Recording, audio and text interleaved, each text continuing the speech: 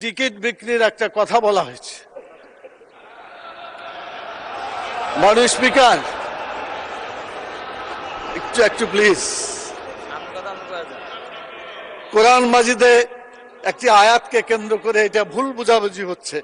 আল্লাহ তাআলা সূরা তওবার 111 নম্বর আয়াতে বলেছেন যে আল্লাহ তাআলা জান মালকে কিনে নিয়েছেন জান্নাতের বিনিময়ে।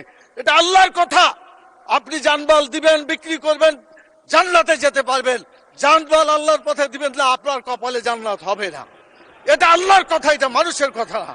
আমি চ্যালেঞ্জ দিলাম, জামাত ইসলামের কোন নেতা বলেছে আমার কাছে যে জান্নাতের টিকিট আছে বিক্রি করছি? মাননীয় প্রধানমন্ত্রীকে জবাব দিতে হবে কেন তিনি এটা বলছেন। আমাদের ফখরুল ইসলাম সাহেব বলেছিলেন আমরা শরীয়তের আইন বিশ্বাস করি না, পরে অবশ্য আত্মসমর্পণ করে নির্বাচনের আগে বলেছেন শরীয়তের বিরুদ্ধে আমরা কোনো আইন আমরা পাশ করব না। তো ধন্যবাদ ওনাকে যে অন্তত তওবা করে ফিরে এসেছেন। আমরা আল্লাহর আইন চাই, আপনারা আল্লাহর আইনের বিরোধিতা করবেন না বলেছেন।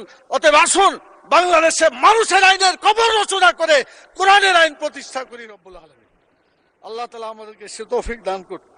মাননীয় স্পিকার, কথা বলার সময় নাই। কোরআনের বিধান বাংলাদেশে চালু হওয়া উচিত ছিল। মাননীয় স্পিকার, শতকরা 90 জন মানুষ যারা কোরআনে বিশ্বাস করে, এই কোরআনে যে বিধানগুলো আছে 6666টি আয়াতের মধ্যে not less than 1000 ayat belong to the positive order and not less than 1000 ayat belong to the negative order।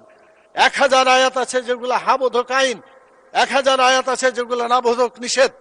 কোরআনের এই 1000 পজিটিভ এবং 1000 নেগেটিভ আয়াতগুলা বাংলাদেশে কায়েম করতে হবে, এটা আমাদের দাবি। মাননীয় স্পিকার, এরপরে যে কথা আমি বলতে চাই মাননীয় স্পিকার, সেটা হলো আল্লাহ তাআলা যাদেরকে নির্বাচিত করেছেন, হুকুমের ক্ষমতা দিয়েছেন, সূরা হজের 41 নম্বর আয়াত। মাননীয় প্রধানমন্ত্রী আছেন, তার দৃষ্টি আকর্ষণ করে সকলকেই বলতে চায় আল্লাযীনা ইম্মাক্কান্নাহুম ফিল আরদি আকামুস সালাত ওয়া আতাউয যাকাত ওয়া আমারু বিল মারুফ ওয়া নাহাউ আনিল মুনকার। যারা রাষ্ট্র ক্ষমতা পাবে তারা দেশে নামাজ চালু করে মানুষের চরিত্র ভালো করে দেবে,